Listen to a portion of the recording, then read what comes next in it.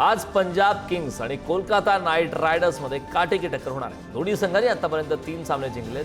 आज अव्वल 4 संघात स्थान मिळवण्याचा दोघांचा प्रयत्न असल्यामुळे मुलतानपूरच्या आंतरराष्ट्रीय स्टेडियमवर संघर्षाची ठिणगी पडणार आहे निश्चित। सलग 4 पराभवानंतर अखेर चेन्नई सुपर किंग्सने आयपीएलमध्ये दुसरा विजय मिळवला। चेन्नईने लखनौ सुपर जायंट्सचा तब्बल 5 गडी राखून पराभव केलाय। सोमवारी चेन्नईने एकाना स्टेडियमवर गोलंदाजी करण्याचा आधी निर्णय घेतला।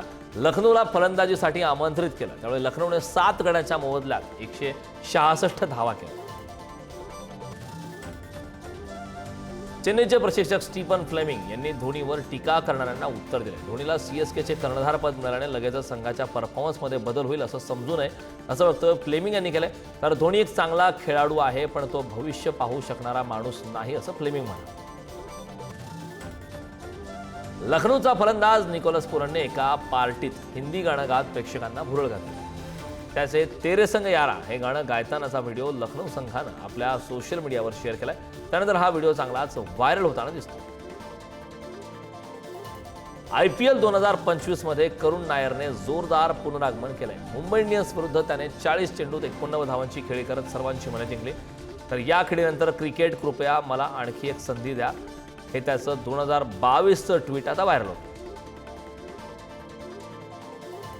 मुंबई इंडियन्स आणि दिल्ली कॅपिटल्सच्या सामन्यात प्रेक्षकांनी मारामारी केल्याचं समोर आलं। या घटनेत एक महिलाही सामील होती, तर सुरक्षा कर्मचाऱ्यांनी वेळीच हस्तक्षेप करून भांडण थांबवलं। या घटनेचा व्हिडिओ सोशल मीडियावर मात्र चांगलाच व्हायरल होतो।